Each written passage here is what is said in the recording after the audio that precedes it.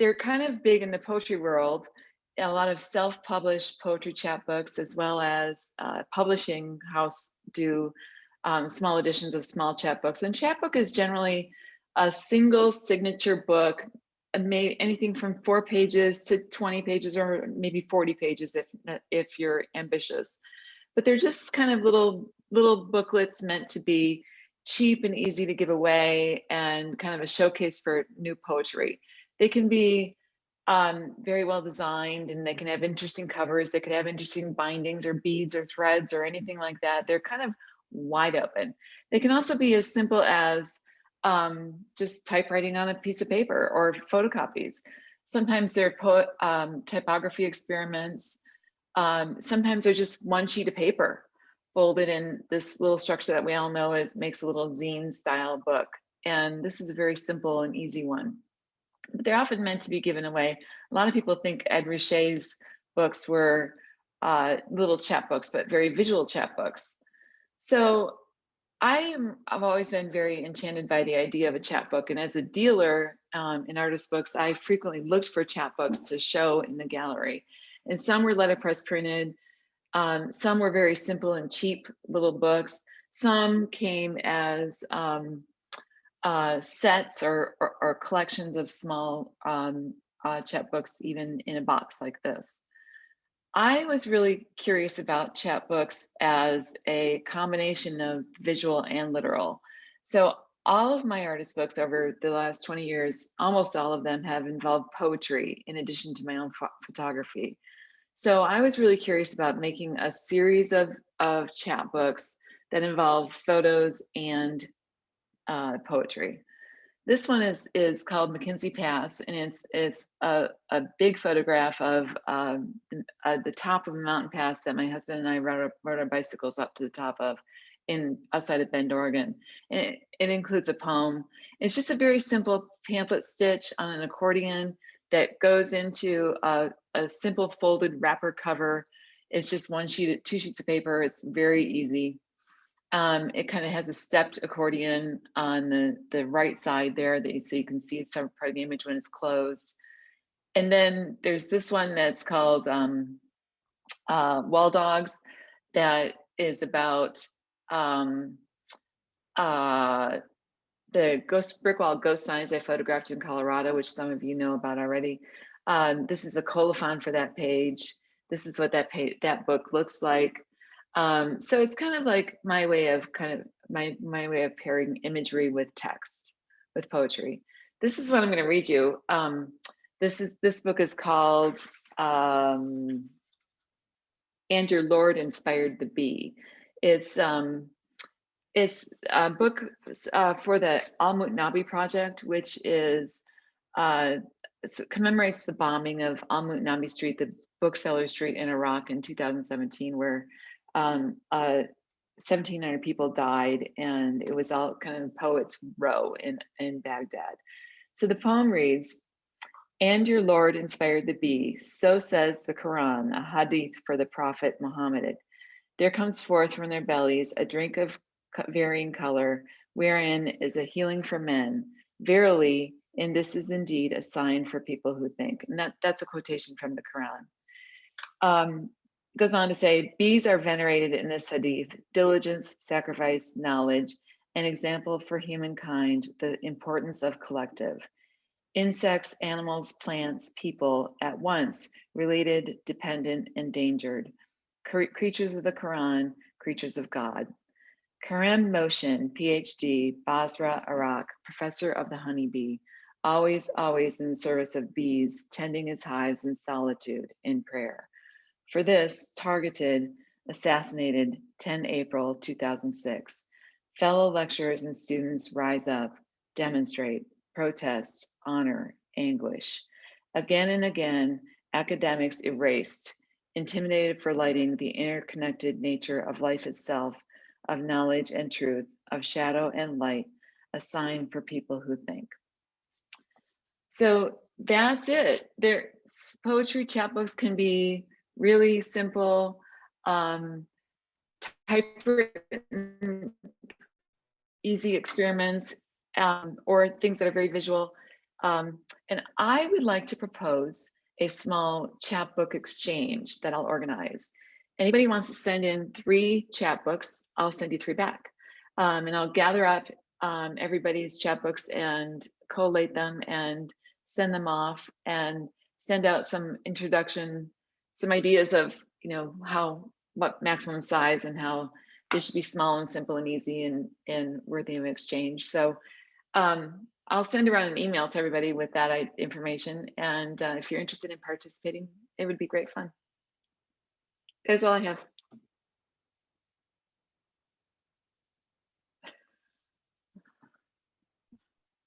Thanks, Laura. That was great. You're welcome. And I like that idea of an exchange. I think that's a good idea. What do you think, Bobby? I was thinking maybe just amongst this group to keep it small and simple, since we're all focused on poetry for the show. Yeah, and it might inspire something that becomes a different book to exhibit or something. Yeah. Yeah. That's what I was thinking. I like the idea, for me being new to books, it gives me an option to experiment and try things out. And if it's simple and easy, then I have less pressure. And then maybe out of that, the poetry book evolves. So I really like that. There's nothing like a deadline to make new work. And then kind of making new work in stages for a big show is always really kind of fun too, to watch the iterations of the work as it progresses. It's really great. So when's the deadline, Laura? I hadn't gone that far. So I could make it a month or 2 months. What do you guys think? 2 months. 2 months? Please. 2 months. All right. 2 months from today. There And a theme?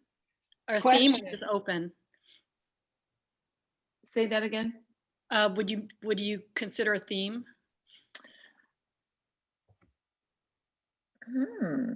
I think that's a great idea. We could do a theme. But I find in poetry sometimes themes get limiting. Like we all love a theme visually. It's easier to work on a visual theme. But I think that I kind of like to leave it open to expand the possibilities and not have to pigeonhole people. But if we were interested in a theme, if the majority of people wanted a theme, it could be something related to the show, the upcoming show. Imagination, somewhere, something along those lines, if you're interested. Oh, Rebecca says, why is it called a chapbook? So great question. Modern chapbooks kind of go back to about the 50s or 60s in the beat poets. And they were just provided as a way to disseminate counterculture material. So, and it was just really easy industrial printing presses or copy machines or mimeographs back then. And I don't know exactly why they're called chapbooks, but they're just frequently a very first step in poetry publishing, and being very inexpensive and cheap. Usually they were just saddle stitch was the staple. They were kind of like the forerunner to our modern day zines.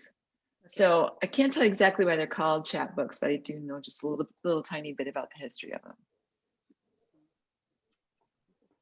I vote for no theme, just for me personally, but I'll do a theme if everybody wants, just to take the pressure off the theme and give me a chance to experiment with book structures and folding. And I want to do photographs, so experimenting with photographs in a book.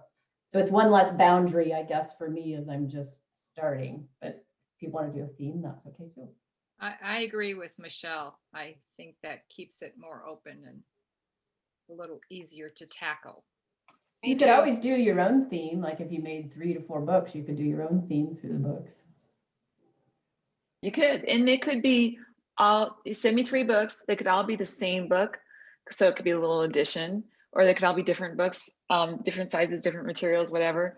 But I'll send like limitations, like one chapbook exchange I participated in at one point had a limitation of a size of 8.5 by 5.5, so that it could be an 8.5 by 11 sheet of paper folded in half. So that would be the maximum size. And it could be anywhere from a miniature book of 3 inches by 3 inches up to 8.5 by 5.5. And it could be it could be 4 sheets of paper. It could be 20 sheets of paper.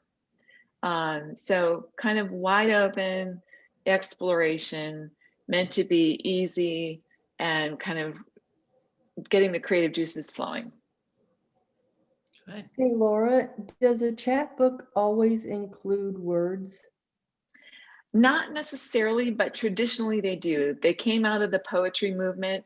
And so traditionally they do include words. And it's only been in the last 15 to 20 years or more that they've included images, but don't always. They can be either. There are some visual chapbooks, and that's great too. So it could be either, but since our show and our group is about words, I think for this particular chapbook, it'd be great if we included words, since we're all trying to work towards the imagined show. Okay. Laura, what's the difference between a chapbook and a zine? Not much, except that chapbooks initially started out being stapled and sewn with thread, and more pages, whereas zines generally started out smaller, folded, maybe stapled if that, and smaller, more rough, easy kind of folding things. Okay, thanks. Welcome. Is it considered, and this is for question for this as well as the Poetry Center, if you take a poem that somebody else wrote, well, actually I noticed you did it in yours, like say I love Mary Oliver poems, is it okay to use her words and credit her in a handmade artist book? Like what's the guidance or rule, or does it have to be your own poem, your own words? I can answer that from an artist book perspective, but maybe somebody else can answer it from a poetry perspective. In the world of artist books, if it depends on what you're doing with the books. If you are giving the books away and it's a small edition, it's in a personal little thing, you can credit the poet and perhaps where the book and the title of the book and the publisher that originally published that poet. And that's plenty. But if you were getting ready to sell that book, that's a totally different story. Then you would definitely want to get publisher or author permission. And then a lot of times that involves telling them how many copies you're going to produce, where it's going to be sold, and things like that. So there's a range of things from just using it and crediting the author to getting a formal permission in writing. And it kind of just depends on what you're doing with the book. For this type of thing, obviously, we're not going to sell it or anything like that. So it's easy just to use what you want. A lot of people would use poetry that's in the public domain in order to avoid copyright issues. I would like to offer another perspective on Michelle's question. Right now I'm in the middle of a 21-day poetry challenge. I'm doing it through Poetry Forge with Holly Wren Spalding. And a lot of the times, so what she basically, in a nutshell, without taking up a lot of time explaining what I'm doing, is we meet with her once a week for an hour. It's 21 days. Every day we get an email and she sends us a poem to read by different poets, usually not hers. I don't ever remember getting one from her. That's her own work and she's published. And then she'll give us some like prompts for it. And in fact, the other day we got one, and this is a really good idea. If you love a poet and you love the poem, instead of using their poem, you can write a poem that is inspired by theirs. And you can say, after, okay, I'm just going to say Mary Oliver. After Mary Oliver. So she gave us a poem the other day by someone named Kevin Gooden. And one of the prompts that I really liked was to choose 3 words and use one of those words or all 3 and write something from that. So I ended up, and it's very short, so I'm just going to read it. I'm not going to read you his poem because I don't have it in front of me, but one of the 3 words that I saw in his poem that I really liked were crave, burnish, and coax. And what I wrote was to crave the tears of clouds, to crave wet sound of silver beads striking sear sand, to crave smell of creosote burnished green with petrichor, to crave thunder of inky chubascos roiling over desert, to crave color of sleeping seeds and toads.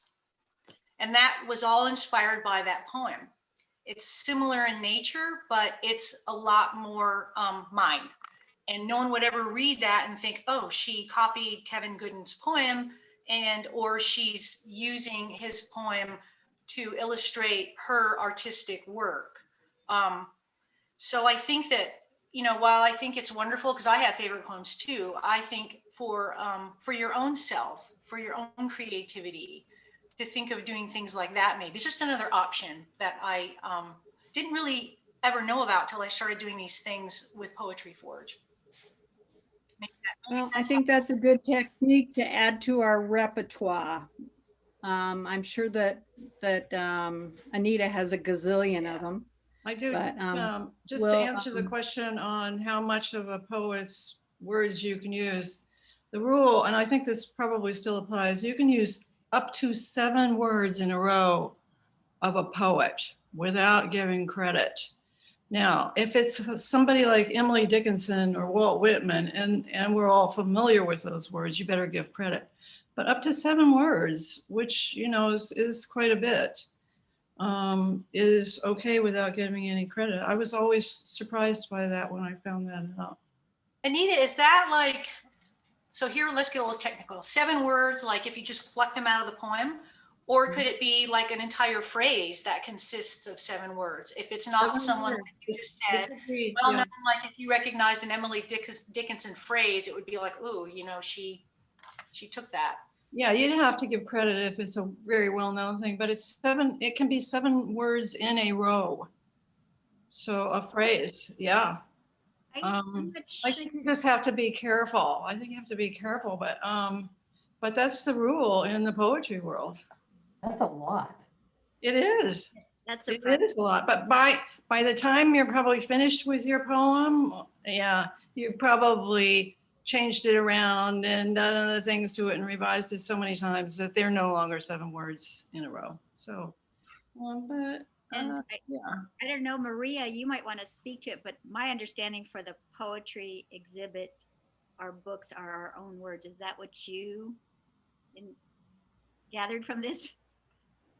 Yeah, that's what I gather. But I feel like this chapbook exercise is a really good exercise to kind of launch into maybe being inspired by the outside, but developing your interior voice from other sources. Like a bridge, maybe. Yeah. To your own word. Yeah. Words. Just remember, words don't belong to anybody. They belong to all of us. Words.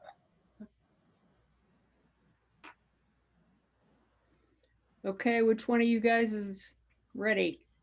All right, we didn't have anyone lined up for now, but if anyone has a book in progress or a book there they want to talk about or an idea, it'd be great if you wanted to share now.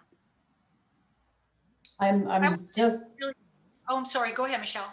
Okay, I was just going to say, I was telling Laura a couple weeks ago, I found this online class on Domestica, and the artist is Susanna Dominguez Martin. And she has 2 classes on Domestica, and they're $10, and it is the most thorough book making class I've ever seen. She's fantastic. She's Spanish, from Spain. In one of them, it's just translated in text. In the other one, there's a verbal translator. But I'm getting an awful lot out of it. And if you like photography, she talks a lot about how she prints on her inkjet printer. She's like, I'll just run anything through my inkjet printer just to try it, see how it works. She talks about different papers she's run through her printer.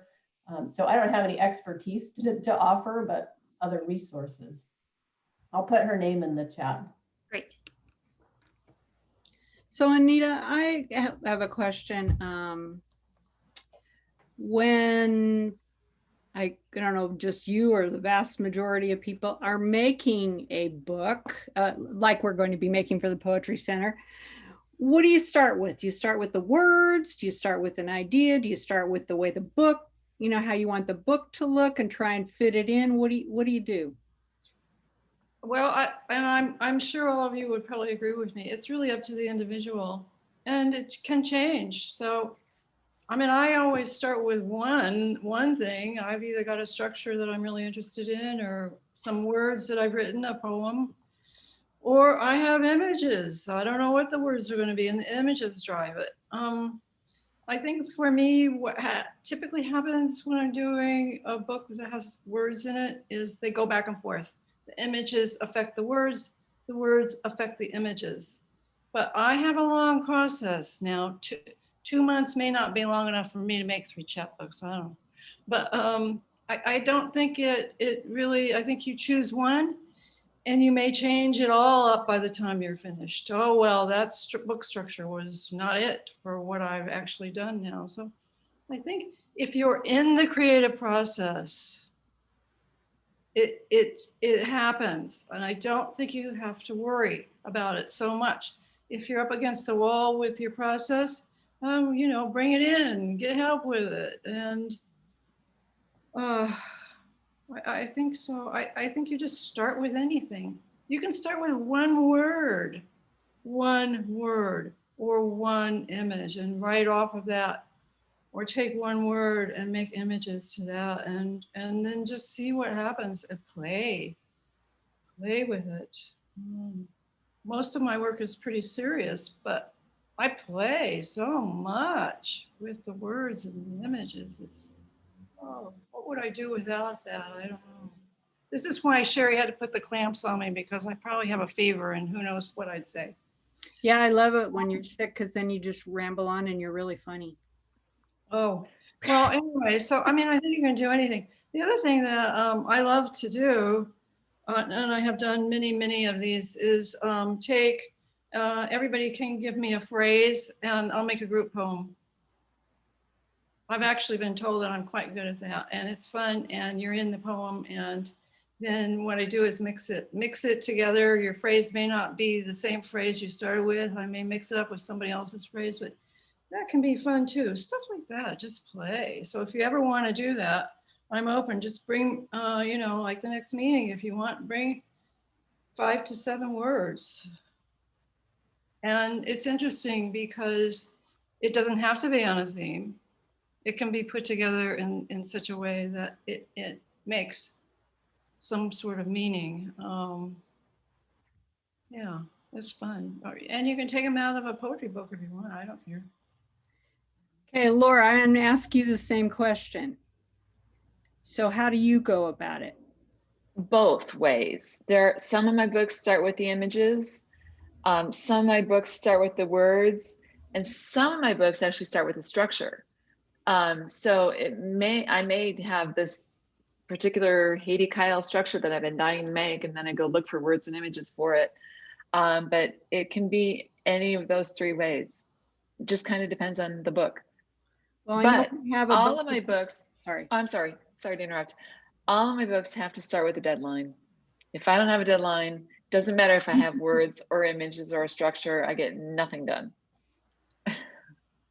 Well, I know a lot of us are newbies to the whole, you know, this whole process. And so I'm trying to get a little more information from those of us who aren't as experienced as you and Anita. And I know that that Maria you're all more experienced than I am. So that's why I'm trying to find out. And I know there's other people who have questions. I don't know what they are. I know those are mine. Anyone else? Rebecca? I have an idea for you, What Sharon. What I was curious about is, since I like recycling things, I'm wondering for this particular exhibit, can recycled items be used to create the book, or does it have to be all nice and clean and brand new? Anita or... Oh, I think it can be anything that you want it to be. One thing that, I hate saying this. I really hate saying this, but it's true. Look at who the juror is. It may make a difference as to whether you get in the show or not. If a juror's work, Maria, I forget her name, but if a juror's work is very clean, very simple, it doesn't mean you should change your own work to please a juror. Mm-hmm. But it is always something that you might want to consider. Okay. But be true to yourself. I mean, I'm sorry. After I said that, what I really have to say is be authentic to who you are as an artist and a creative person. And so what if it doesn't get in? Oh yeah, Barb Tenenbaum. So what if you don't get in a show? Be true to your own artistic style and what you have. I have to second that. It's really important to not make work for the juror, but make work for yourself. As an example, I just entered a show in San Francisco at the San Francisco Center for the Book, and the 3 jurors are famous for only liking letterpress printed books and very traditional books. Mark Dimunation is the Library of Congress Book Arts curator, and he never buys anything that's not letterpress printed. And the 2 other jurors also had the same kind of predilections. And my book was my Sonoran or my Saguaro Cactus book that many of you seen is the Haiti Kyle Pivoting Panorama book. And I was sure that would not get accepted. It's just not, they don't like photo books, they don't like foldy books, they don't like paper, they like real serious letterpress books. And they accepted the book. I was shocked. So don't limit yourself by the jurors. It's good to know who the juror is and to kind of have that in the back of your mind, but don't let it limit yourself. Make the book for you first. Okay, thank you both. I wanted to comment on Sherry's question about generating ideas. One of the ways I start a project, if I don't know where to go, is I take a word and make a mind map of it and just expand out from that word on a page. I may take a big page, like a 12 by 18 sheet of paper, and just put on that page, link word after word all over the place. And sometimes you get a feeling of what the next step should be. Often I get a feeling because I want it to all relate, and that material that gets on that paper then can be used many ways. Thanks, Mabel. I can share a process that I'm using right now too, because I have to just mention, I'm really enjoying the photo bombing going on in Joe's video there. First it was the cat, then it was the husband. But I started kind of generating, I'm really interested in rain, especially since we haven't had any. And at first it was beginning with my woven work. And then when I found out that we were going to do this, I started thinking about, okay, so it might be a little of both, not the woven work for the Poetry Center. Actually, the pieces I have in our group show are from that body of work that I'm starting to create. But what I started doing, and now it's morphed into inspiration for the book that I'm going to put together, is you don't have to make your own, but it's fun to make your own workbook, whatever size you like to work in. This was made from the covers, like really rough printing paper that I did some cyanotype stuff on from photographs. And then the inside is just some really heavy duty paper that I can scribble on. Every time I get an idea, and I don't force myself to write in it every day, but every time I get an idea, I just write it in here. And I draw little pictures, like these are some ideas for weavings that I had. And I'm only, I made it really big so I wouldn't run out of pages. And now it's like, when I get a poem that comes to me, I just scribble it in here.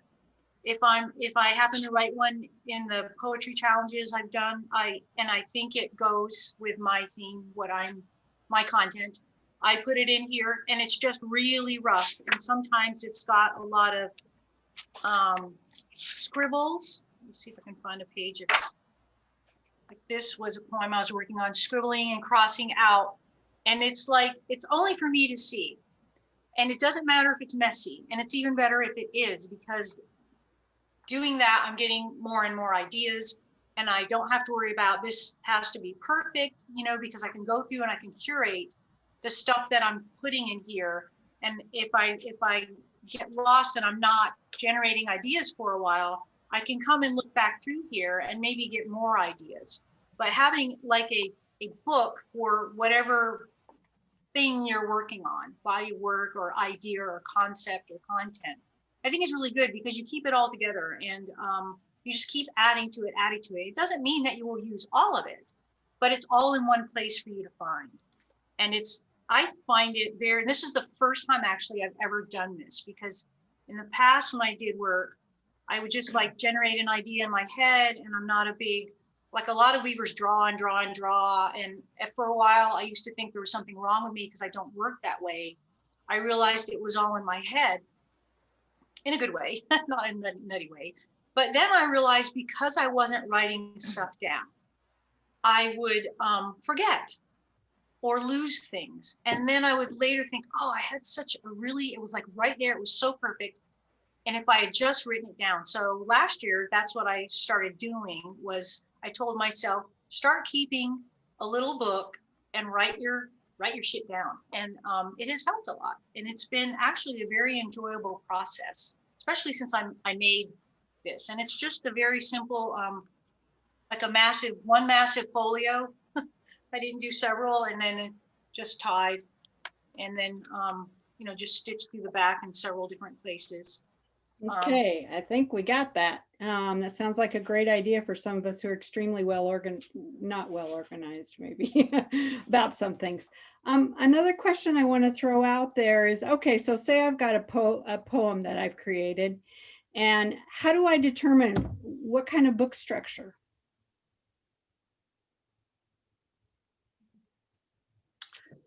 My process for that is what I do is when I've decided the book, either the images or the poetry, one or the other, whichever's coming first, I go to my bookshelf and I go to all my books about artist books, or I go to Pinterest, or I go online and I look for photos of artist books. And I just keep looking through those books and flagging pages that have an interesting book structure. And I'll say, oh, here's a flag book, here's a chapbook, here's a carousel book, whatever. And eventually I do little sketches for what I think is going to happen with the images that I have. And so eventually those sketches evolve into like 3 or 4, and then there's 1 or 2 rises to the top. So it's kind of a process of elimination. I start with the books and kind of find the inspiration there, and then do some sketches and go from there. Okay. Yeah.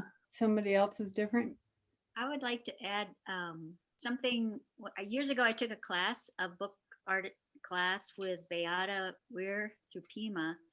And one of the things she said was, which it has stayed with me ever since, was what book form supports and adds to the concept of your book.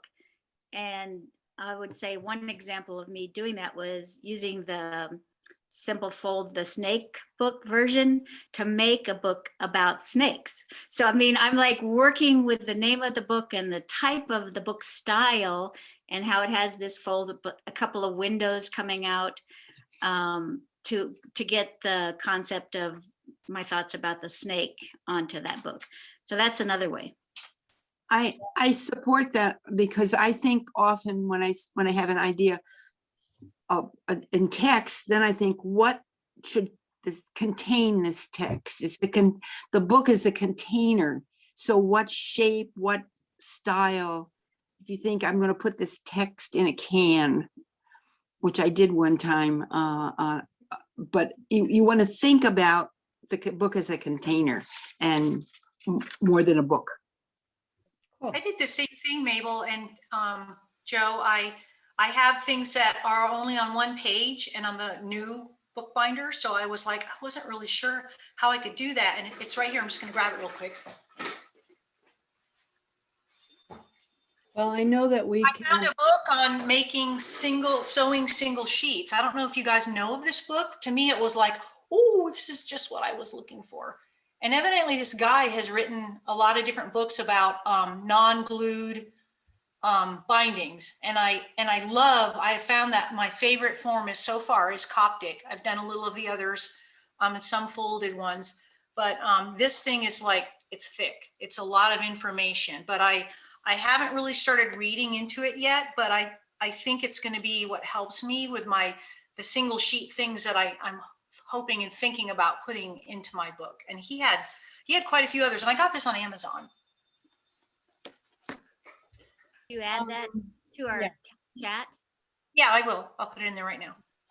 His name is Keith Smith, and he's on the East Coast, and he's got another book called The Structure of the Visual Book. And it's a book that's exactly what we're talking about right now. That is, how does structure inform content, and how does content inform structure, and how do you meld all those things together into one concept? And so look for his book, Keith Smith, The Structure of the Visual Book. It's really a seminal book in book art design. Cool. It really does always get down to form and content and how they work together. And that's really, oh, when it works, oh my goodness, it's so exciting when they work with each other so well. But in this case, we've got image, we've got word, we've got book structure. So, it's a little more, but always remember, for the poetry show, we do have the constraint of 15 by 15 by 15. So working within that somehow and making form and content with that. But yeah, it's exciting. I have a question. Oops, I have a question for Linda Penny. I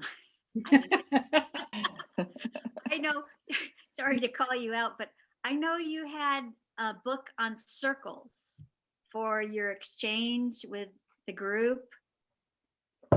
Yes, right? I did. Yeah. I so loved the visuals that I just would somehow want you to add words to something or make a new book with circles and something, because there was something so magical about that book. And it could even just be letters using circles. Anyway, your book so inspired me. It's held, as a visual in my head. So I would say sometimes a book could be one thing. And I think, Laura, you touched on this another time when you were talking, and you could use the same or some of the similar imagery and create a new something. So that's all I wanted to say. Thanks. Oh, good. You didn't put me on the spot. Well, but you can answer something like if you think of Yeah. Circles was one of the possible themes. And I, for some reason, I like circles in art, and I like the image of circles and overlapping circles and different sizes. And, so it just interested me. And so it was cool to see the different interpretations that people had. Yeah. You have that book right there? Yes. Ooh, good. Just Some of us have not seen it. We would like to.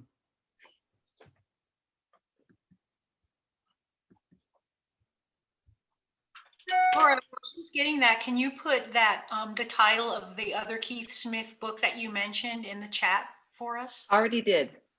Oh. Okay, Linda. Okay, so this is the cover. Oh, I slid this wrap off. And let's make sure we have it the correct way. Okay, there we go. And so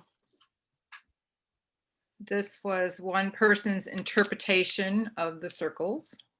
And when I sent my paper around, it had this black and white scribbly circle painting on it. So they had that to start with.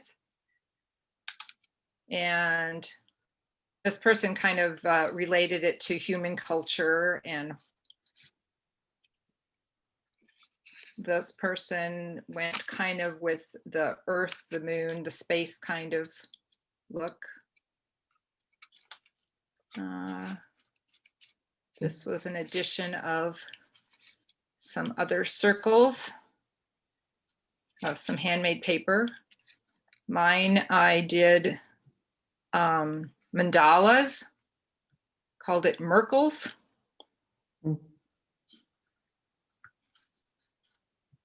Merkles? What? Tell me about Merkles, mandala Merkles. It was kind of just a weird thing. I woke up one morning and I was getting close to the deadline, and we were actually up in Pine Top, and I had just grabbed this box of scrap papers and just stuff that I had collected in a plastic bin. And that black and white scribbly paper was in there.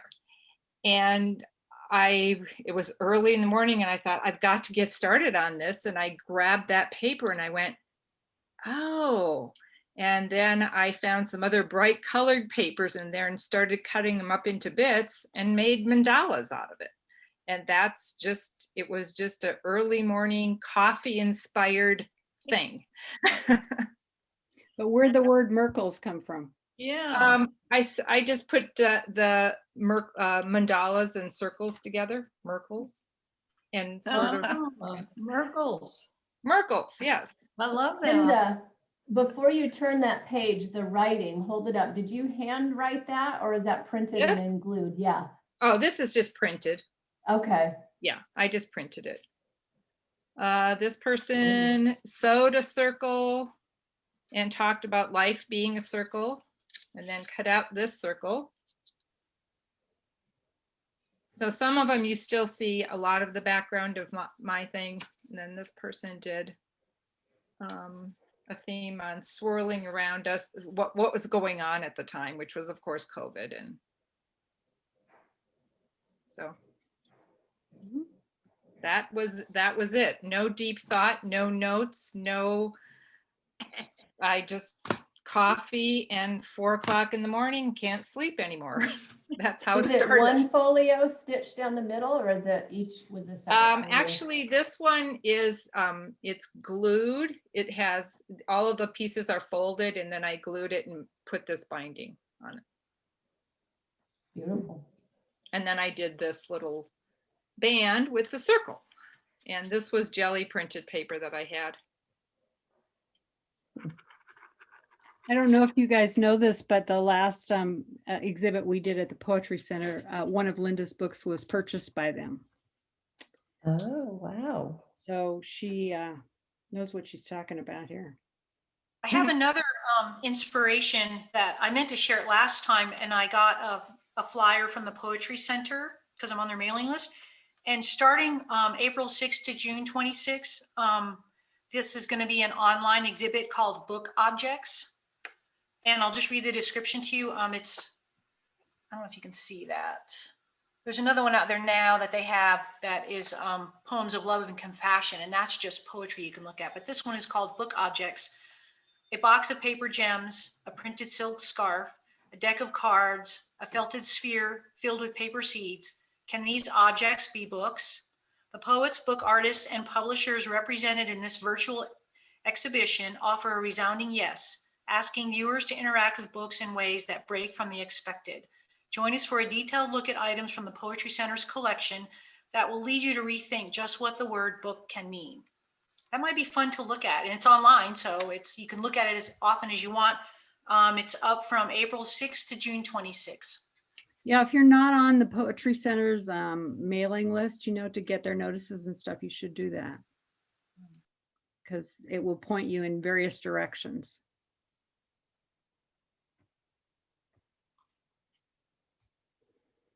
Okay, what else we got going today, girls? I want to include a thought I had, Sherry, about talking about how to explore structures. Yes. Perhaps something like, if you're going to do 3 chat books, maybe have one theme, but explore 3 different varieties, just to kind of get you jump started into practicing and making and thinking that way. It's like the more you make, I think, without having everything be one precious thing, I think can help expand your eventual making into the books that you'll enter for the Imagine show. Mm-hmm.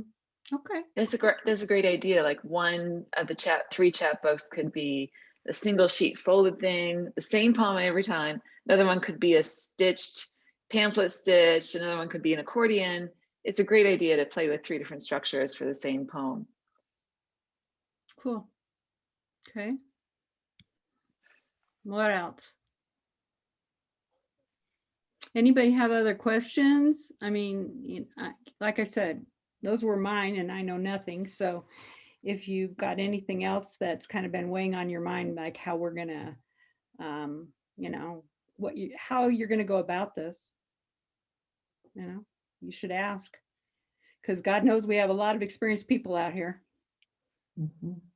The piece that I don't know that I'm struggling, I'm resistive, is I'm not a poet, I don't write, I don't know how to write, I love taking other people's quotes. So my resistance right now is, I have beautiful photographs and I love trying all the structures. But when I think about sitting down and writing my own words, I go, So What would one of you experienced people tell her? What do you tell her about how she can get past that? And just write. You have to Do you practice. journal, Michelle? Do you keep a journal? Not really, no. Not really? Do you ever write anything at all? Yeah. Here's another thing that we did during the Poetry Forge workshops we've been in. Sometimes she had us go back and look through all the stuff we had written, like when we were like 2 weeks in, and from every different thing that we wrote to like grab a phrase that you really liked and then put them together and see what that does. Or just another one is make lists. Just lists of words that you like. Oh, I can make lists all day long. And then try to just pluck things out of there and string it together and just let it be a messy kind of process. And then, it might not gel for you immediately. You might have to like go back and look at it in a day or two. And then you might be like, oh my God, I really love that. I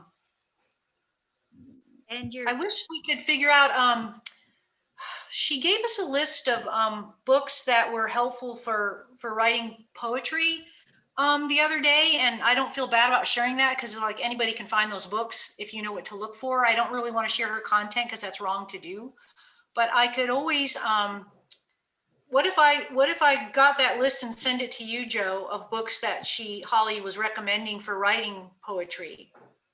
Yeah. And could you share it with the group if I did that? Yeah. Yeah, would you guys like that or no, or? Yeah, for sure. More information is always good. Michelle, when you said I could make lists all day long, that to me was it. Your book is a list. Yeah. I have a story about that. So there was about 20 years ago, I entered a show that Ed Hutchins curated, and it was a pop-up book show. And it was all photographs of vintage neon signs, and it was a tunnel book. And Ed rejected me from the show. And I saw him at one point and I said, why did you reject my book? It's an awesome book. And he said, well, there was just no context to it. There were no words in it. There was nothing to make it a book. It was just a visual object. And I said, oh, okay. So I thought about it. Well, I went back to that book and remade it with 2 lists of words, one on each flap of the book. Literally each flap had maybe about 10 or 15 words just in a list. And it became a visual poem. And Ed saw that book about 2 years later in another exhibition. He said, oh, I wish I would have included that in my book, in my show. He said, it made the book. So sometimes just something as simple as just a list makes it. And then that kind of can be a jumping off point. Every one of my books has included poetry since then. So what were the lists? Were there a specific subject? Yeah, they were about neon signs. So it was, I remember snap, crackle, pop. the sound of neon signs. I just had an idea for an exercise that you could do, Sherry, is make a bunch of little cards, blank cards, and every day spend some time looking for interesting words that turn you on. Mm-hmm. Like a word might be amazing, another one might be khaki, or and write on those words on all those cards and fill 100 cards over the course of 2 or 3 weeks. Mm-hmm. And then take them out and play with them like a building block. Okay. Pretend you're a kid. I bet you might find something really interesting. In fact, I'm going to try it this week. Those are great ideas. There's a book called The Pillow Book of, I'm going to have to put it in the message because I don't know if I'm saying this right. I think she was a very like a medieval Japanese courtesan. And a couple of years ago, I took a class at the Poetry Center that was about writing lyric poetry. And this is a book of lists, and it's considered a form of lyric poetry. And it's the Pillow Book of Sei Shonagon. And she made lists like things that annoy one, things that give one a clean feeling, and it's just hilarious because when you read them and translate it out into English, it's amazing because it seems like it's just someone you know, and it's like you just make a list and it becomes like a prose poem. It doesn't have to be a poem that looks structurally like a poem. It can just be a paragraph. But I'll type it in. I'll type it in the text thing for you guys. Well, we have 3 more minutes. So what else do we need to talk about today? Anyone? Do we need a plan for next time or not? Yeah, we probably should. Yeah. Well, I think Anita and I are gonna, for a little bit, it won't be long, we're gonna show you what we do when we collaborate. And just do a little visual of that. So, I don't know. Vicki, would you have a book? Vicki? Yeah. Oh, come on. Put me on the spot. I was actually, I could probably come up with something, but you know who I think would be great to pass the baton is Mabel. Okay. Not right now. I'm writing a book and it's taking all my extra energy. Okay. And I can't, until that book is put to bed, I can't take, I'm doing this to get my creative juices going because the book is sapping me. Okay. Not to Another put time. Mara on the spot. I see you working there, Mara, but I know Mara's done some gorgeous artist maybe books. So I kind of am putting you on the spot, which of course you can say no, but I'd love to see some of yours and hear. You're on mute. If I was in my studio back in Chicago, I would say yes. I don't have anything with me here, but maybe another meeting when I'm back home, I would love to. Okay. We'd love that. My only problem with my books is I'm kind of like Michelle. I use a lot of other people's words and phrases and things. So Yeah, but there's nothing wrong with showing that anyway. okay, I'll show a book. How about that? All right. Sounds good. I will do that. I'll show a book. I would be up for another meeting like I think it was the second one that we had at your house, Anita, where you did several prompts and we did some writing with tracing paper. That was so much fun. I really felt inspired. And then I so enjoyed working with you all. Oh, that was so fun. And then we had a pandemic and then we didn't write poems after that. But that was a really inspiring meeting for me with the prompts and take 5 minutes, go do this. Lynn, you've thrown out some great prompts. So I'd be up for a meeting where we spend time doing the prompts. Oh, during our meeting. Yeah. Or we could even schedule, I'm up for scheduling another meeting where like we spend the whole time actually doing our own work, but somebody guides us in prompts and we spend 5 or 10 minutes writing. And I love seeing your all work too. I don't know if we can fit them both in one meeting. I like it all. I'd be willing to meet. I'd love to meet more. Maybe that's what I'm saying. I'd love to meet more often. Well, by May 1st, we should all be vaccinated, right? So maybe we can actually get together in small groups. Yeah, I'm clean. Mm-hmm. How many of us are vaccinated already? How many, show up number of fingers. How many of you had 1 or 2? That's so pretty good. Oh, you got both yours, Laura? Well, technically, I got the Johnson & Johnson, so it's Oh. both. So it's 1. And Mara, I'm so excited. Yay. Get mine soon. They just opened it up to 55 and older. So, I mean, I heard it on the news and then I ran and turned on the computer. I said, I'm not doing anything with dinner right now. I'm gonna register to get called for a vaccine appointment. And then the next day they actually really announced it. So I was like, oh, maybe I'm ahead of the curve. So hopefully I'll get mine soon. But that's I was looking at the CDC guidelines and yes, they say you can gather in small groups without masks if everyone is vaccinated. Yeah, I think we. But it's also fully vaccinated, so 2 weeks after your second vaccine. Exactly. Right, because yes, exactly right. Okay, we've run out of time officially, so I will get the chat text to Joe, and she can disseminate it to everyone. So we've all got that information in writing. And we'll have our next meeting and it's the same meeting ID. So you just log back in again 10 o'clock on the Saturday, the second Saturday of the month, I think. Is that what we're doing? And Laura, you're going to give us the chapbook. Yes, I'll Limits. send around checkbook guidelines. And should I send that to somebody to disseminate, or should I just reply all to Anita's email yesterday? Oh, I guess just reply. There's Okay. one person who doesn't want to be included is Deb Hilbert. So take her Okay. off there. Okay. Everybody, I didn't get any other, take me out. Anita, did Okay. you send an email yesterday? Because I did not receive it. Really?